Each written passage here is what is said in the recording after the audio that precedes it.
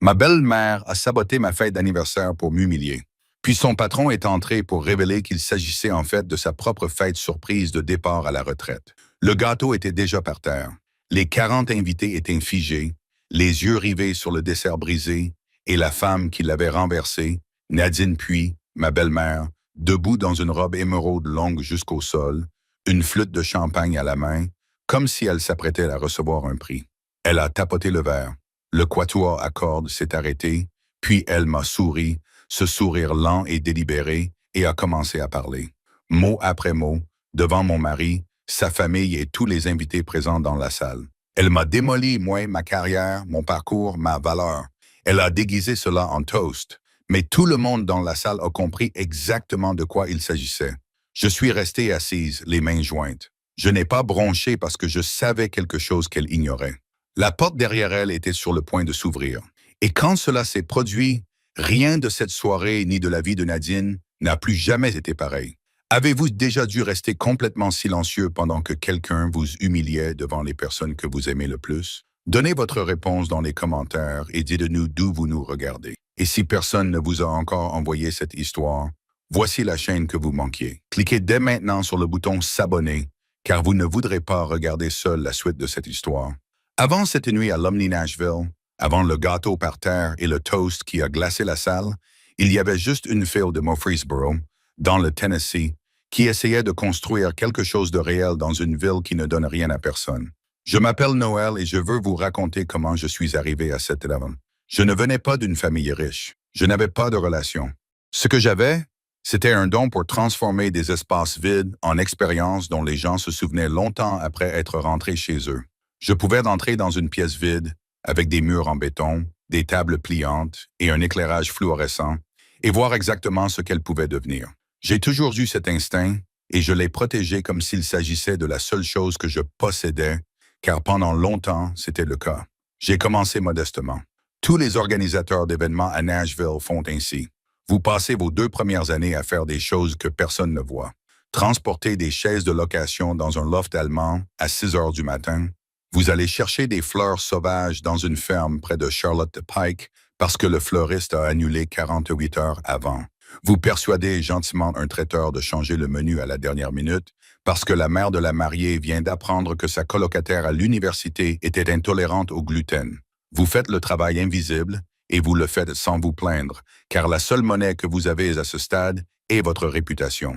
La mienne a grandi lentement, puis plus rapidement. À 25 ans, j'avais coordonné 4 événements au Cheekwood Estate and Gardens, 2 galas de collecte de fonds dans le corridor de Green Hills et plus de dîners intimes dans le Gulch que je ne pouvais en compter sur mes 2 mains. Je n'étais pas célèbre.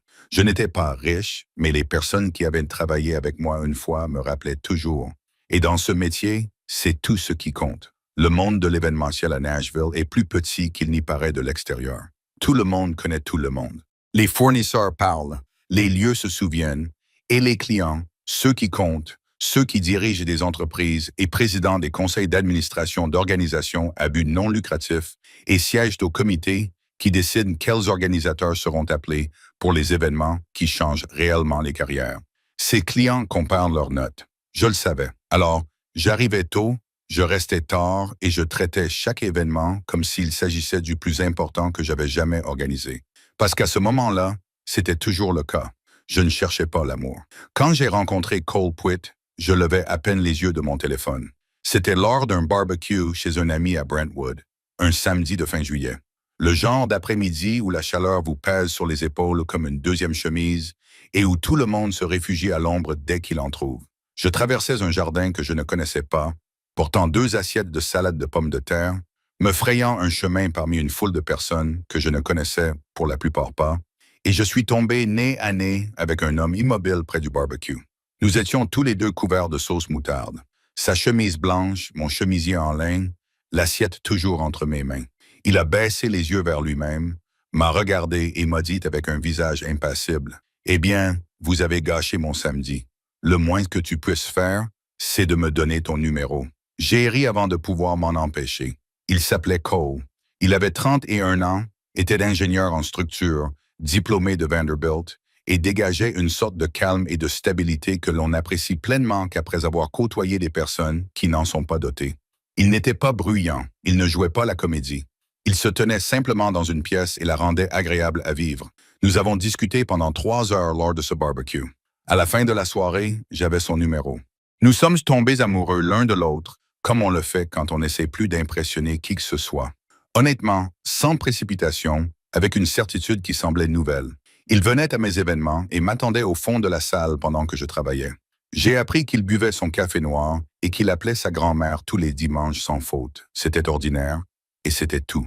Je n'avais jamais autant voulu protéger quelque chose dans ma vie, ce qui a rendu ce qui s'est passé ensuite, ce qui a franchi la porte d'entrée de sa mère le premier soir où il m'a ramené chez lui, bien plus important que cela n'aurait dû l'être. Nadine Puig ne m'a pas détesté dès le moment où elle m'a rencontré.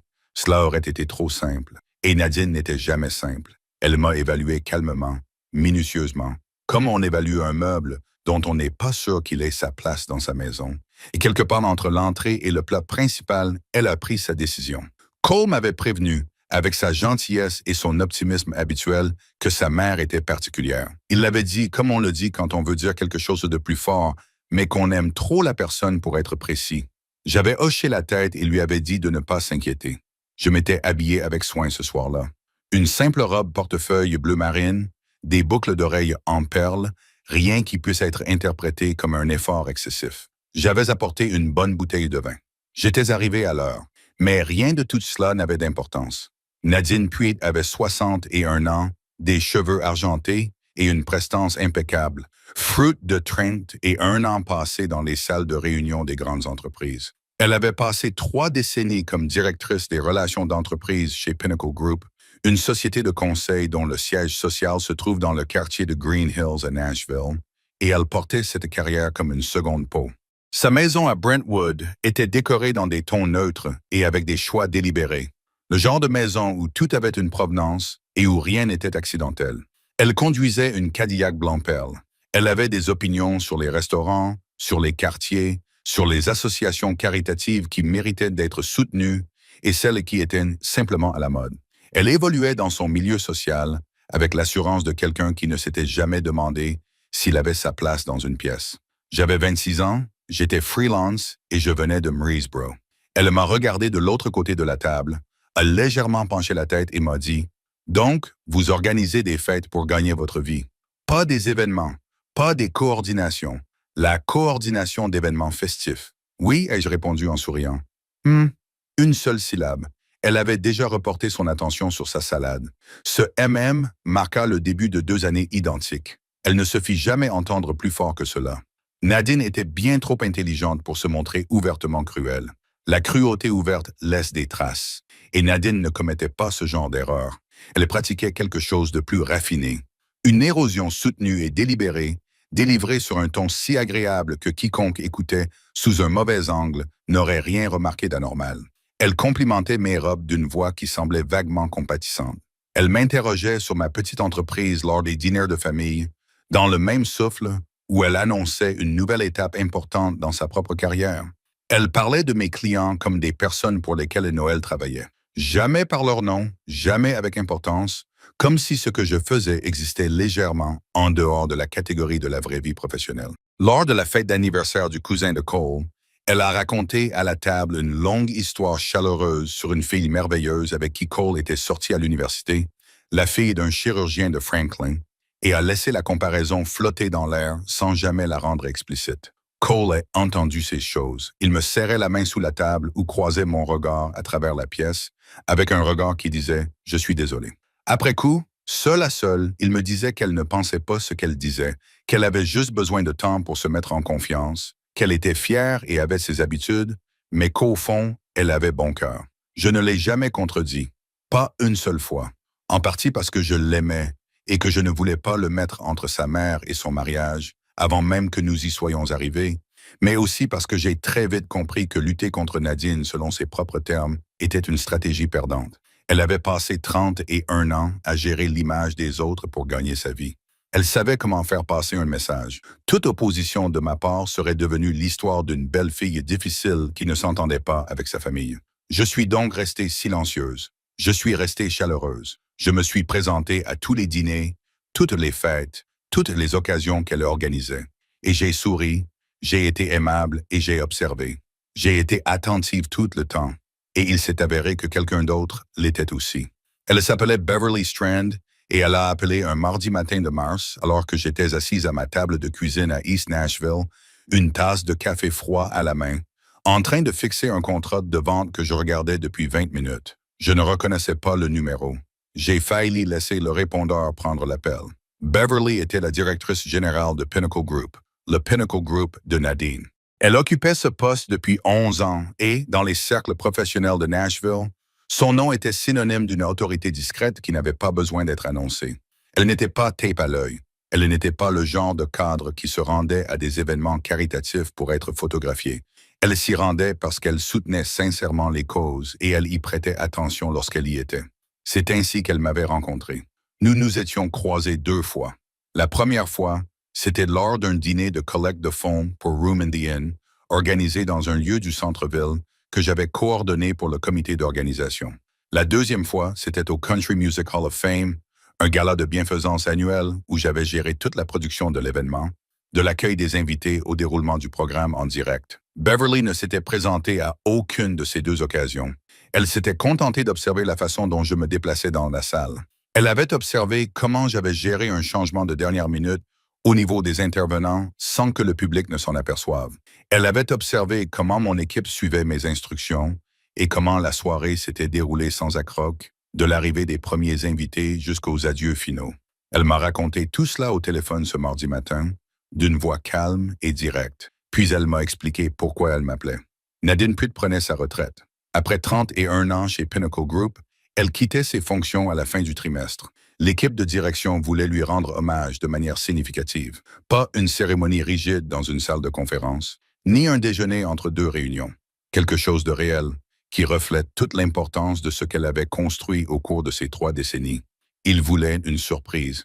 Et le moyen de créer cette surprise, m'expliqua Beverly, était déjà en place. Cole avait mentionné innocemment à un collègue que lui et sa femme prévoyaient un dîner d'anniversaire, un événement privé, 40 invités, dans un restaurant du Gulch. Lorsque cette information est parvenue à Beverly, elle a immédiatement vu l'opportunité qui s'offrait à elle. Le dîner d'anniversaire servirait de couverture. Nadine arriverait en pensant qu'elle assistait à une fête de famille. Elle découvrirait au contraire que la soirée la plus importante de sa vie professionnelle l'attendait. Beverly fit une pause. « Je sais que c'est votre belle-mère, dit-elle. Je veux être claire à ce sujet. Mais je vous ai vu travailler à 2 reprises et je pense que vous êtes la personne idéale pour cette mission. La question est de savoir si vous pouvez séparer le personnel du professionnel. » La cuisine était très calme, je regardais mon café froid, je regardais le contrat du fournisseur. Dehors, le chien d'un voisin aboyait après quelque chose de l'autre côté de la rue. « Oui, répondis-je, absolument. Ce que je n'ai pas dit, ce que j'ai gardé pour moi à ce moment-là, c'est l'ampleur de ce qui venait de m'être confié. » Beverly pensait embaucher une organisatrice d'événements qui se trouvait être apparentée à l'invité d'honneur. En réalité, elle m'avait offert la seule chose que 2 années d'endurance silencieuse ne m'avaient jamais apporté. Une scène. Une salle remplie de toutes les personnes dont l'opinion comptait le plus au monde pour Nadine Pruitt. Un moment où l'héritage professionnel de Nadine et son comportement privé occuperaient exactement le même espace, exactement au même moment, sans aucune séparation entre les deux. Je n'avais pas cherché cela. Je ne l'avais pas planifié, ni poussé, ni souhaité. C'était simplement arrivé, comme cela arrive parfois quand on a été patient assez longtemps.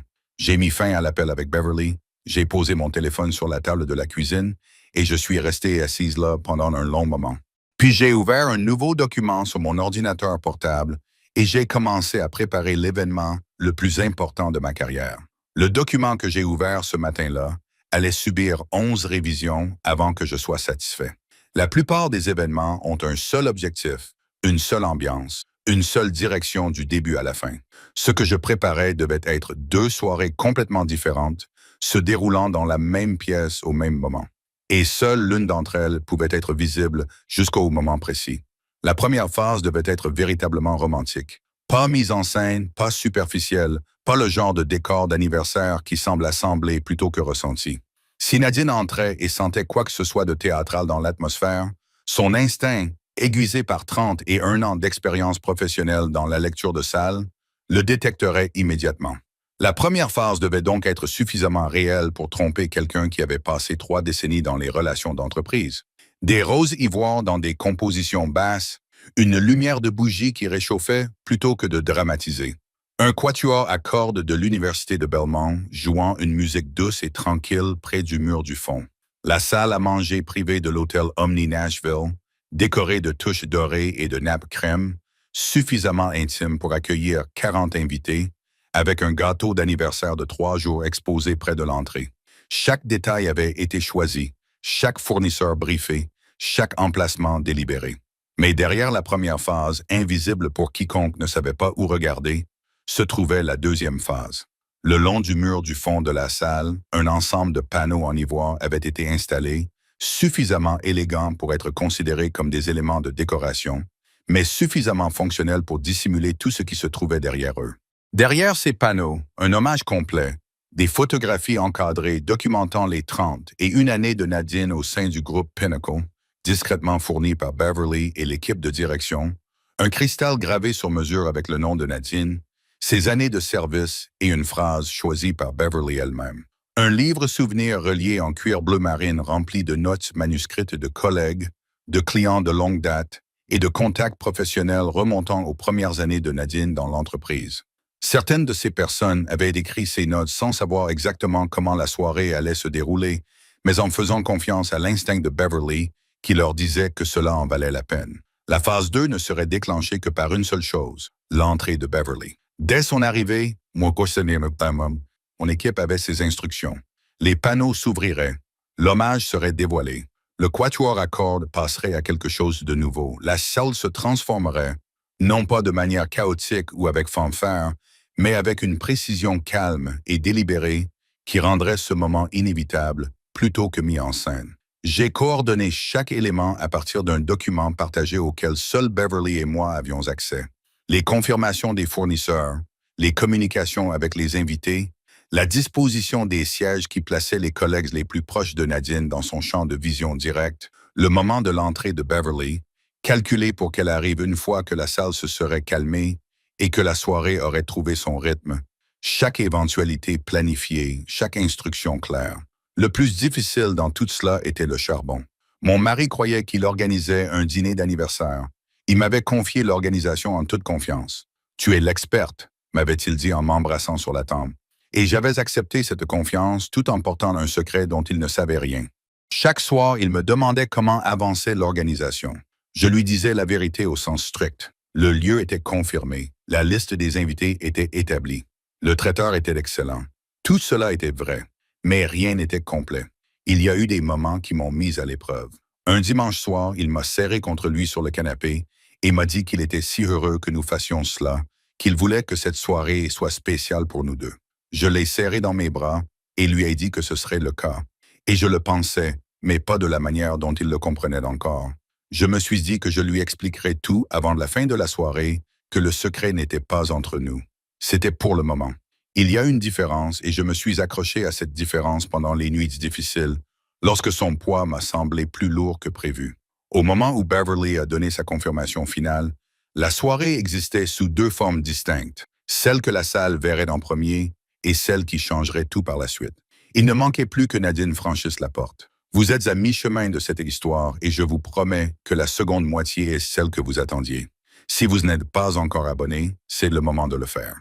Cliquez sur ce bouton et restez avec nous, car ce qui va se passer dans cette salle est quelque chose que vous ne voulez pas manquer.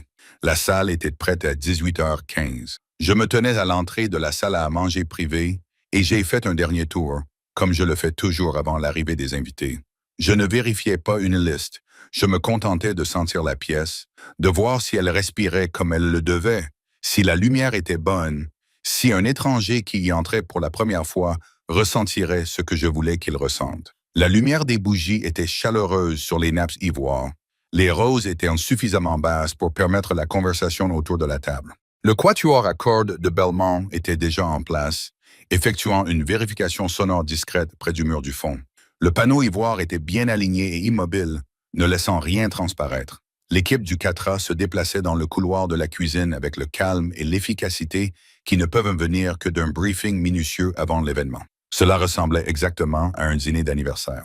C'était exactement ce dont j'avais besoin. Les invités ont commencé à arriver à 18h45. Cole était déjà à l'intérieur, accueillant les gens à table avec sa chaleur habituelle, serrant des mains, riant à une remarque de son cousin, l'air sincèrement heureux. Il a croisé mon regard à travers la pièce et m'a souri. Je lui ai souri en retour. Et pendant un instant, tout était simplement réel. 2 ans de mariage, un homme qui m'aimait sans condition. Une salle remplie de gens qui tenaient à nous deux. J'ai savouré ce moment aussi longtemps que j'ai pu.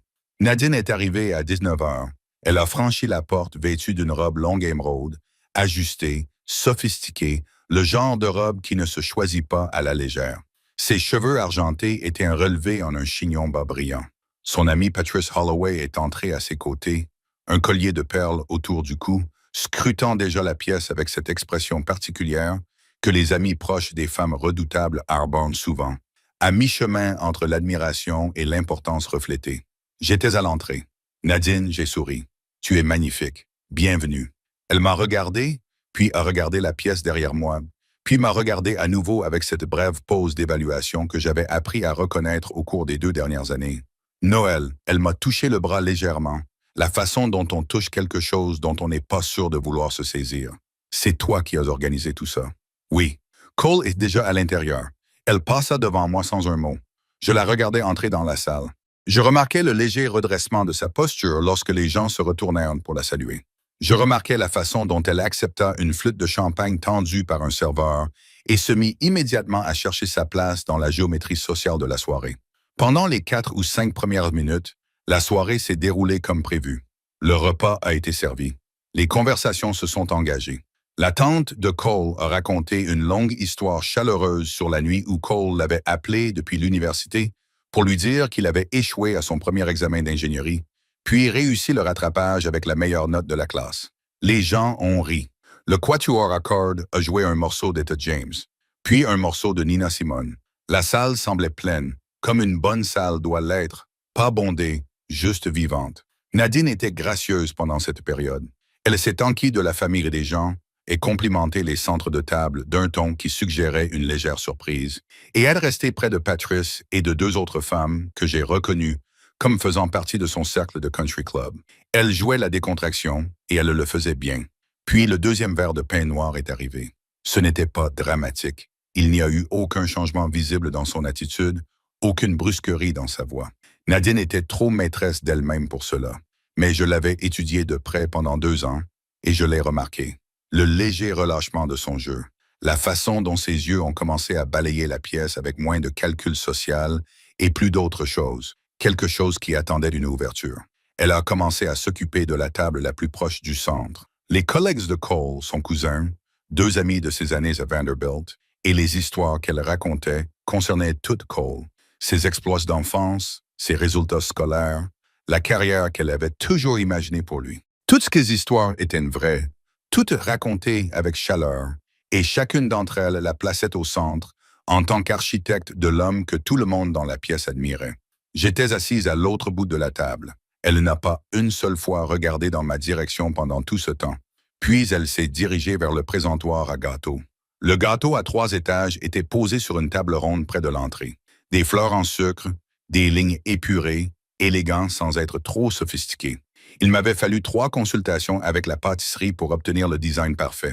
Plusieurs invités s'étaient déjà arrêtés pour l'admirer. Nadine s'est arrêtée à côté.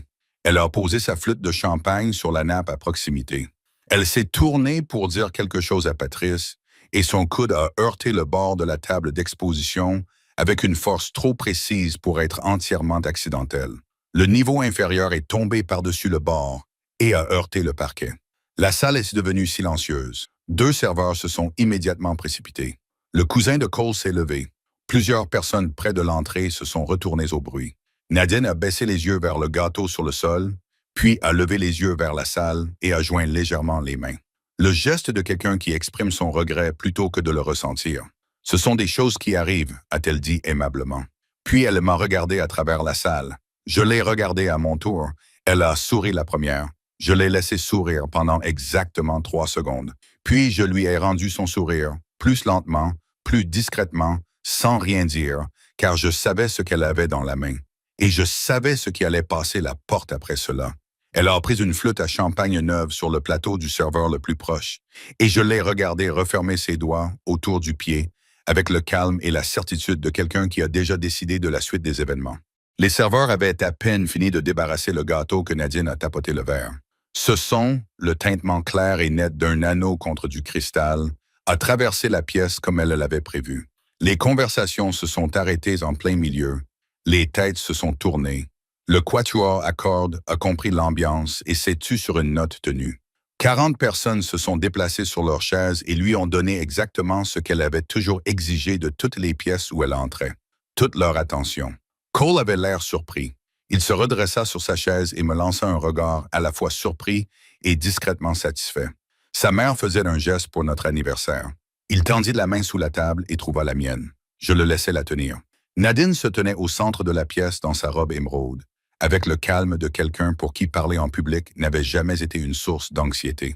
Elle regarda les visages rassemblés, la famille de Cole, ses amis, ses collègues, et elle sourit, le sourire chaleureux et serein d'une femme qui maîtrise parfaitement le moment. « Je voudrais dire quelques mots », commença-t-elle à propos de mon fils. La salle se calma davantage. Quelqu'un au fond posa sa fourchette. Cole Puy est un ingénieur en structure formé à Vanderbilt qui a bâti sa carrière sur la précision, l'intégrité et des normes exceptionnellement élevées. Elle fit une pause, laissant ses mots faire leur effet, laissant la salle acquiescer avec elle. Il n'a pas acquis ses qualités par hasard. Elles lui ont été inculquées. Elles étaient attendues. Et il n'a jamais déçu. Cole serra légèrement ma main. Fier, pensai-je. Il a pris cela pour de la fierté. Le mariage, poursuivit Nadine d'une voix posée et délibérée, comme quelqu'un qui prononce un discours préparé, c'est une question d'harmonie. Il s'agit de trouver quelqu'un dont le monde s'accorde avec le vôtre. Des bases communes, des ambitions communes, une compréhension partagée de ce à quoi la vie est censée ressembler. La salle était désormais très calme, le genre de calme qui s'installe lorsque les gens sentent que quelque chose va arriver, mais ne peuvent pas encore le nommer. Lorsqu'un homme comme Cole, un homme avec son parcours, son éducation, sa trajectoire, elle pencha la tête avec une légère inclinaison, une pose si légère que quiconque ne la connaissait pas l'aurait complètement manqué. Choisis de construire une vie avec quelqu'un d'un monde très différent. Il faut simplement avoir confiance que l'amour comblera la distance. J'ai entendu quelqu'un près de la fenêtre prendre une lente inspiration. La main de Cole s'est raidie dans la mienne. Nadine n'avait pas fini. Noël est créative. Elle a prononcé ce mot comme un lot de consolation posé délicatement sur une table. Elle organise des événements. Elle a le souci du détail et le don de rendre les espèces agréables. Ce soir en est un bon exemple. Un petit rire exercé, assez chaleureux pour être niable. Ce que j'espère pour mon fils au fil des ans, c'est qu'elle continuera à s'épanouir dans la vie qu'il a travaillé si dur à construire, qu'elle trouvera ses marques, qu'elle s'élèvera. Elle a levé son verre au charbon et a la patience nécessaire pour construire quelque chose qui dure. La salle n'a pas explosé. Elle n'a pas applaudi avec la chaleur enthousiaste qui suit un toast sincère. Il y eut un lever de verre hésitant et incertain, le bruit de personnes remplissant une obligation sociale tandis que leurs yeux se déplaçaient sur le côté pour lire les visages autour d'eux. La chaise de Cole racla le sol. Il se levait avant que je n'aie pleinement enregistré le mouvement. La mâchoire serrée, les épaules au point.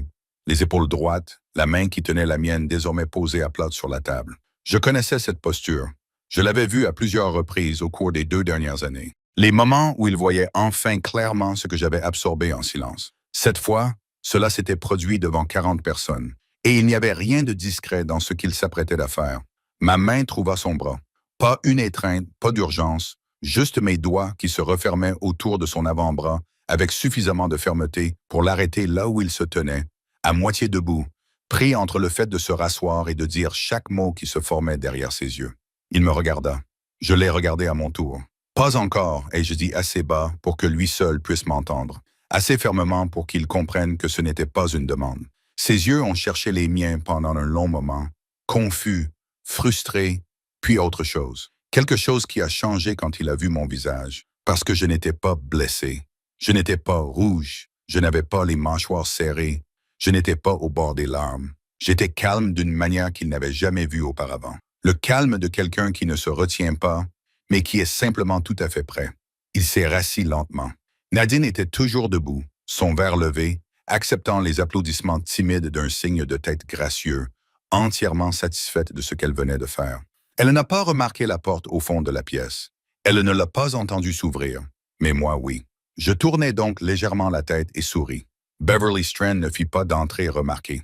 C'était la première chose que l'on remarquait chez elle. Elle marchait comme elle faisait apparemment tout le reste, sans mise en scène, sans annonce, avec l'autorité tranquille de quelqu'un qui n'a jamais eu besoin de se retourner pour regarder autour de lui. Elle portait un blazer bleu marine sur un chemisier crème, ses cheveux bruns étaient coupés courts, et sa posture ne venait pas d'un effort, mais de décennies passées, à savoir simplement où elle se situait. Derrière elle, dans un flux lâche et tranquille, venaient 15 des collègues seniors de Nadine, du groupe Pinnacle, puis 3 clients de longue date dont j'ai reconnu les noms dans les rapports annuels de la société que Beverly m'avait envoyés pendant le processus de planification, puis des visages plus loin derrière. Une femme que je connaissais grâce aux notes de Beverly était la mentor professionnelle de Nadine depuis ses débuts à Memphis, une ancienne collègue de Chattanooga. Et à l'arrière du groupe, déjà calme et légèrement dépassée, la colocataire de Nadine à l'Université du Tennessee, une femme nommée Greta, qui était venue en voiture de Knoxville cet après-midi-là et m'avait demandé 2 fois au téléphone si Nadine n'en aurait vraiment aucune idée. Elle n'en aura aucune idée. Je le lui avais dit les 2 fois. J'avais raison. Nadine se tenait toujours au centre de la pièce, son verre levé, recevant les derniers applaudissements discrets de son toast, lorsque l'énergie dans la pièce a changé. Pas bruyamment, pas avec un halètement ou un mouvement collectif de tête. C'était plutôt comme un changement de pression.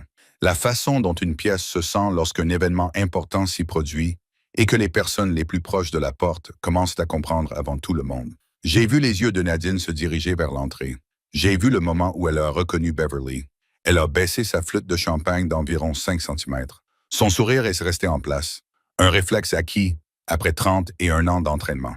Mais la certitude qui se cachait derrière a vacillé d'une manière que je pense être la seule à avoir remarquée. Beverly a traversé la pièce vers le centre, sans se presser, saluant les invités qu'elle croisait. Et lorsqu'elle a atteint un point où toute la salle pouvait la voir clairement, elle s'est arrêtée. Elle a regardé autour d'elle les visages rassemblés, la famille de Nadine, les collègues de Nadine, les amis de longue date de Nadine, tous occupant désormais le même espace, et son expression reflétait la chaleur particulière de quelqu'un qui attendait ce moment depuis longtemps. Elle a fait un petit signe de tête vers le mur du fond. Mon équipe s'est mise en mouvement.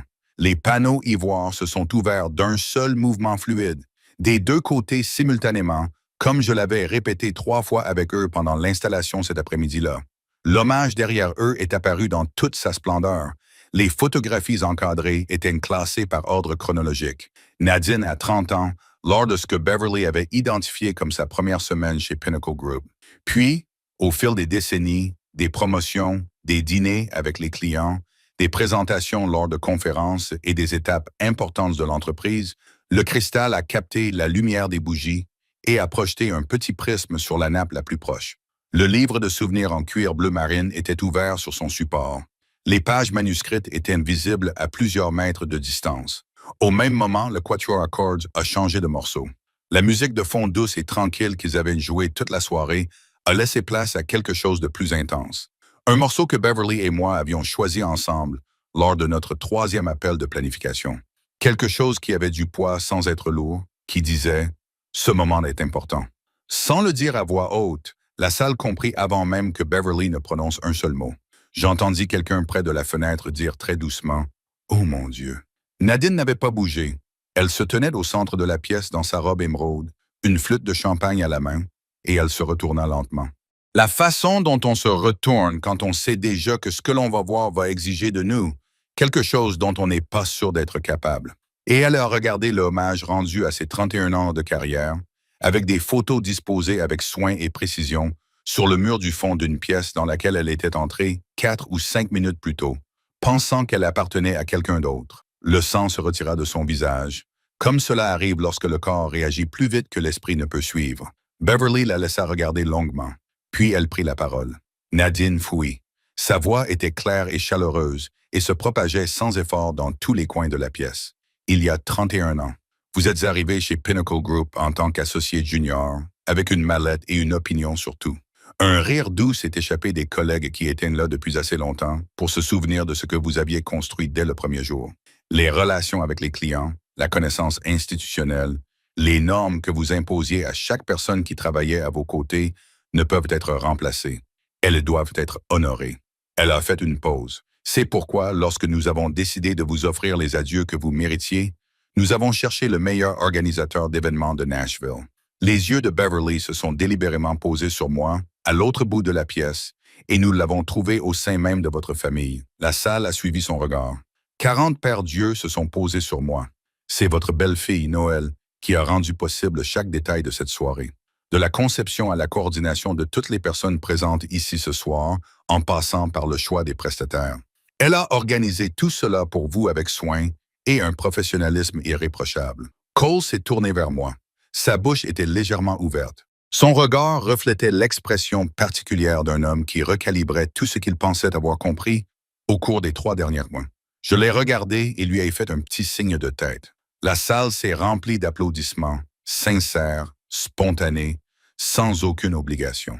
Greta, de Knoxville, avait déjà la main sur la bouche. Le mentor de Memphis applaudissait avec le rythme lent et emphatique de quelqu'un qui apprécie chaque battement.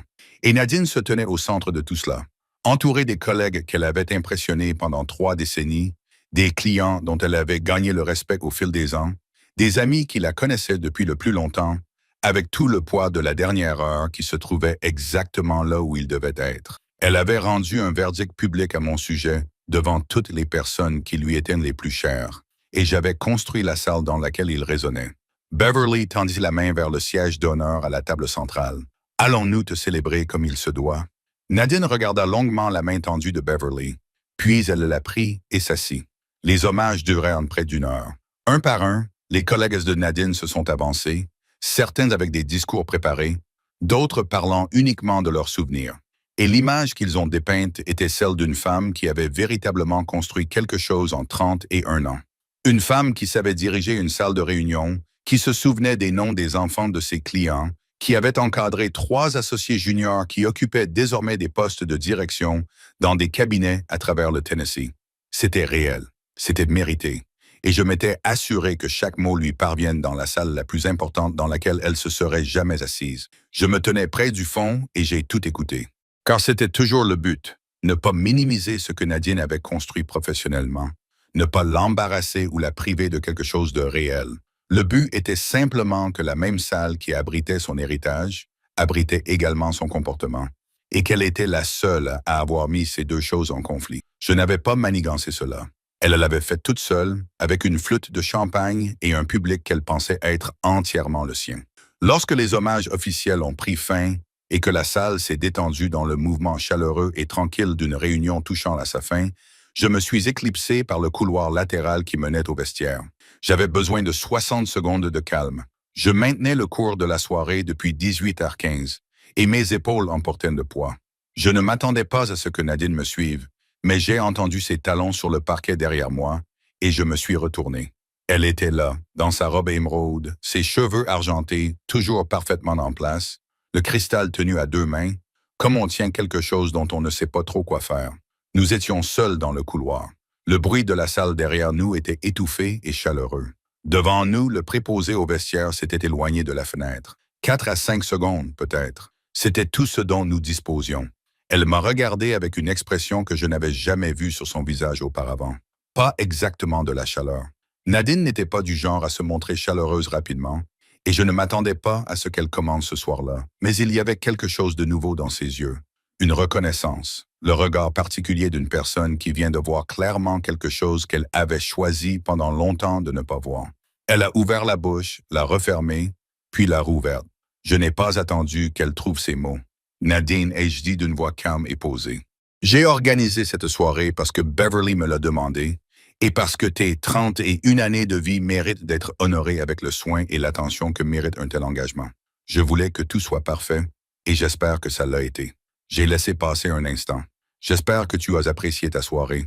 Puis je me suis retourné et je suis retourné dans la salle, vers la lumière des bougies, le quatuor à cordes et mon mari, qui se tenait juste à l'entrée et me cherchait du regard, avec une expression qui me disait que la conversation que nous allions avoir allait être longue. Je ne me suis pas retourné vers elle dans le couloir. Je n'en avais pas besoin. Le contrat de consultation a été retiré 2 semaines après que la retraite de Nadine ait été officialisée. Beverly ne m'a pas donné de détails et je n'ai pas posé de questions. Cole l'a appris par un collègue. Il s'agissait d'un arrangement post-retraite sur lequel Nadine comptait discrètement pour prolonger son influence professionnelle au-delà de ses années chez Pinnacle Group, un contrat qui aurait permis à son nom de continuer à figurer dans les communications avec les clients et à sa présence dans les événements de l'entreprise pendant encore 2 ans. Il ne lui a pas été proposé. Beverly a expliqué à Cole en privé et sans donner plus de détails que la décision avait été motivée par le timing et l'adéquation. Cole en savait suffisamment pour comprendre ce que cela signifiait. Il ne l'a pas dit à sa mère. Il n'y avait rien à ajouter que la chambre de l'Omni n'avait déjà dit plus précisément que n'importe quelle conversation. Ce qui s'est passé à la place a été plus lent et plus discret, et à sa manière plus significative que n'importe quelle confrontation dramatique n'aurait pu l'être. Nadine m'a appelé par mon prénom, pas elle, pas la femme de Cole, pas la troisième personne prudente et distante qu'elle avait utilisée pendant 2 ans pour me tenir à la distance qu'elle préférait. Elle m'a appelé Noël directement, sans la pause fractionnaire qui la précédait auparavant, comme une petite annonce de réticence. La première fois qu'elle l'a fait, c'était lors d'un dîner familial le dimanche à Brentwood, environ 6 semaines après le gala de départ à la retraite. Elle passait un plat à travers la table et elle a dit « Noël, tu en veux encore ?» Puis elle a simplement poursuivi la conversation comme si ce mot lui était toujours venu aussi facilement. J'ai pris le plat. J'ai dit « Merci ». Je n'y ai pas prêté attention. Cole l'a remarqué. Il a trouvé ma main sous la table, comme il le faisait toujours, et il l'a tenue. Nous n'en avons pas parlé pendant le trajet du retour. Certaines choses n'ont pas besoin d'être nommées pour être comprises. Notre véritable anniversaire, juste nous deux, a eu lieu un samedi, 10 jours après le gala. Nous avons pris la voiture pour nous rendre au lac Radnor en fin d'après-midi et nous avons marché sur le sentier principal, tandis que la lumière dorée traversait la lisière des arbres et que l'eau reflétait les derniers rayons du soleil dans de longs reflets immobiles. Il y avait d'autres promeneurs, d'autres couples, un homme qui lançait un bâton à un retriever qui n'arrêtait pas de le laisser tomber au mauvais endroit. C'était ordinaire et tranquille, exactement ce dont j'avais besoin après les semaines qui avaient précédé. Nous avons parlé du gala comme on parle d'une chose une fois que l'adrénaline est complètement retombée, sans passion, mais avec honnêteté. Cole m'a dit qu'il aurait aimé que je lui en parle plus tôt. Je lui ai dit que je comprenais pourquoi il ressentait cela et que j'avais lutté avec cette idée. Il m'a demandé pourquoi j'avais porté ce fardeau seul pendant si longtemps et je lui ai dit la vérité, que j'avais besoin de le porter seul parce qu'à partir du moment où je l'aurais partagé, cela serait devenu autre chose, quelque chose qui aurait nécessité d'être géré. Et je voulais, pour une fois, ne gérer que ma part. Il est resté silencieux pendant un moment sur le sentier. Puis il a dit « J'aurais dû voir ce qu'elle te faisait subir il y a des années. J'aurais dû dire quelque chose. Tu m'as défendu à chaque fois. » J'ai dit « Après ?» Il a répondu « Je t'ai défendu après. Ce n'est pas la même chose. » C'était honnête et juste, et c'était l'une des raisons pour lesquelles je l'aimais. Nous avons dîné dans un petit restaurant italien sur la 8e avenue Sud. Le genre de restaurant avec 8 tables, un menu écrit à la main et un propriétaire nommé Dom, qui se souvenait sans qu'on lui demande que Cole aimait ses pâtes avec un supplément de poivre. Nous avons partagé une bouteille de vin rouge et un tiramisu qui est arrivé avec une petite bougie déjà allumée, car Dom nous avait entendu mentionner notre anniversaire lors d'une précédente visite et l'avait noté dans un carnet derrière le comptoir. Cole m'a regardé à travers la table à la lueur de la bougie et m'a dit « Tu es la personne la plus calme que j'ai jamais vue sous pression. » J'ai ri. J'étais terrifié. On ne le voyait pas. C'est tout mon travail, ai-je répondu. Il s'est penché vers moi. Je lui ai tendu la main. Il existe une version de cette histoire qui se termine par un discours, un moment où je me tiens au centre de la pièce et où je dis devant tout le monde tout ce que j'ai gardé pour moi pendant 2 ans et où je laisse les mots faire leur effet comme une justice rendue. Je pensais vouloir cette version. Je répétais des phrases dans la voiture sur le chemin du retour après les dîners chez Nadine, façonnant les mots que je dirais si jamais je cessais d'être prudente. Mais voici ce que j'ai appris lentement, puis d'un seul coup, au cours de 2 années, et d'une soirée très précisément planifiée à Nashville. La dignité conservée tranquillement au fil du temps est plus puissante que n'importe quel discours prononcé sous le coup de la colère. Les compétences pour lesquelles on vous dit d'être modeste sont souvent les outils mêmes qui détermineront votre avenir. Alors protégez-les, développez-les et ne vous excusez jamais pour elles. La réponse la plus durable à quelqu'un qui veut vous voir diminuer est de construire quelque chose d'indéniable, à tel point que la pièce elle-même parle pour vous. Un mariage qui vaut la peine d'être préservé est un mariage où les 2 personnes peuvent se dire la vérité, même si elle est dure après coup. Il ne s'agit pas seulement de se défendre mutuellement sur le moment. Et la grâce, non pas la faiblesse, non pas la performance, mais la grâce véritable, est le choix que vous faites lorsque vous pourriez blesser quelqu'un et que vous décidez plutôt que votre dignité est plus importante que son malaise. Nadine n'est pas devenue une personne différente après cette nuit-là. C'est rarement le cas, mais elle est devenue plus prudente et je suis devenu quelqu'un que je n'étais pas complètement avant. Pas plus dur, pas plus froid, mais sereine, sur du sol sous mes pieds, d'une manière que 2 années d'endurance silencieuse et une soirée de précision totale m'avaient finalement valu. Le cristal provenant de l'exposition Hommage trône sur une étagère dans le salon de Nadine à Brentwood. Je l'ai vu là à chaque visite depuis. Elle ne m'en a jamais parlé directement. Elle n'en a pas besoin.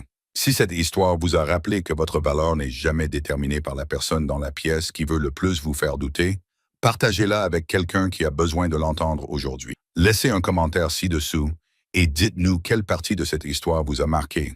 Et si vous ne faites pas encore partie de cette communauté, c'est le moment. Abonnez-vous car la prochaine histoire que nous vous réservons est une histoire que vous ne voudrez pas manquer.